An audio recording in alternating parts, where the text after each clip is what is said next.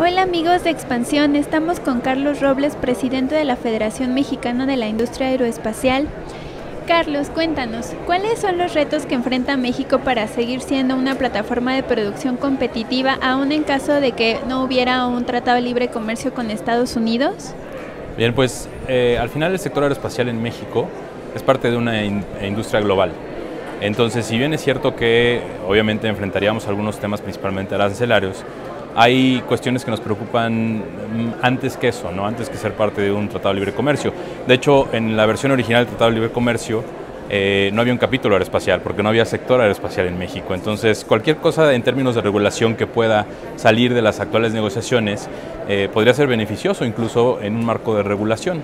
Ahora, hay tres puntos principales en los que buscamos trabajar. Estamos coordinando a todas las empresas a través de FEMIA. Uno es el desarrollo de la cadena de proveeduría. Necesitamos aumentar nuestra base de proveedores en México para poder ser competitivos. Y esto es una cuestión de poder jalar inversión extranjera directa, de poder desarrollar algunos proveedores que hoy se encuentran en otros sectores como el automotriz principalmente, y menciono el automotriz porque se parece mucho, digamos, en la naturaleza de los procesos. Entonces es, digamos, el que es más sencillo hacer una transición de automotriz a aeroespacial.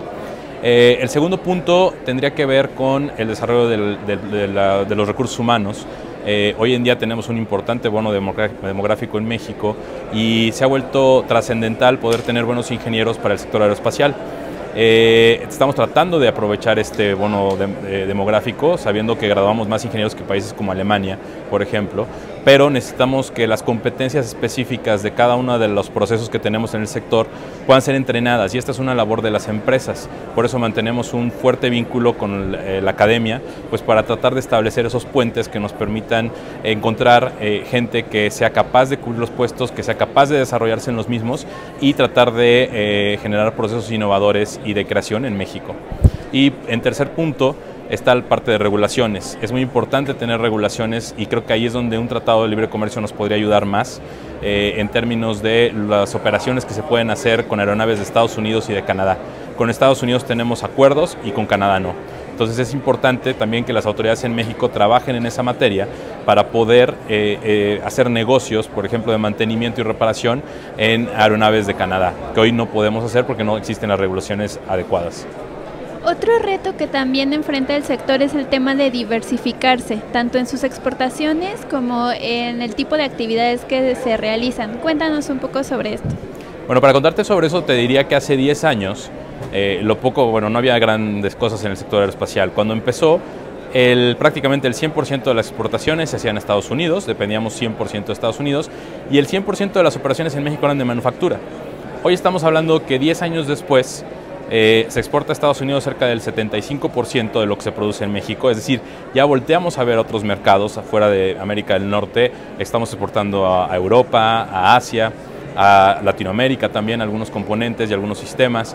Y en el caso de la parte de poder tener una diversificación de actividades, pues antes si éramos pura manufactura, hoy en día estamos hablando de que ya hay operaciones de mantenimiento, reparación y acondicionamiento de aeronaves en México. Ya creció a un 20% de las actividades y hay un 10% que ya está haciendo investigación, desarrollo e ingeniería en México con ingenieros mexicanos que trabajan en programas a veces en Francia, en Estados Unidos, y que nos han permitido diversificar todas esas actividades y obviamente no depender nada más de nuestros vecinos de América del Norte. Las empresas también han dicho o han hablado sobre la importancia que tiene que la región se mantenga unida y se vuelva competitiva, sobre todo porque ya no se trata de disputar las inversiones entre los tres países, sino incluso ya se compite con otras regiones, con Asia. Dentro de Asia tenemos a China, a India. ¿Qué retos tiene México para poder mantenerse competitivo como socio dentro de la región? Bueno, un reto que tenemos en México es obviamente la parte de los procesos. Es una cadena de proveeduría muy atípica porque llegaron los OEMs y desarrollaron a los proveedores principales, pero de ahí en niveles 2 y 3 de proveeduría casi no hay nada. Entonces necesitamos desarrollar esos niveles de proveeduría, y cuando hablo de esos niveles hablo de materiales, metales especiales como titanio, inconel, aceros, obviamente hacer una incursión en el tema de laminados, tratamientos superficiales, forja, fundición, que no son típicamente empresas que tengamos en la cartera en México. Nos tenemos que volver competitivos en eso y después tenemos que unirnos en un bloque porque este es un sector global y entonces no estamos compitiendo contra Estados Unidos o contra Canadá, estamos compitiendo como región contra Asia, por ejemplo, que viene muy fuerte. Países como Singapur, Malasia, están empezando a entrar en el sector aeroespacial, pero su tasa de crecimiento es exponencial prácticamente contra lo que vemos en Norteamérica, por ejemplo, a pesar de ser el mayor mercado en cuanto a consumo de aviones en el mundo.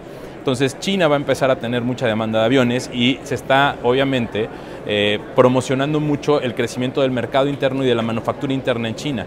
Entonces tenemos que estar unidos, obviamente teniendo todos los procesos establecidos dentro de la región para poder ser competitivos y tener una oportunidad en este mercado que es enorme.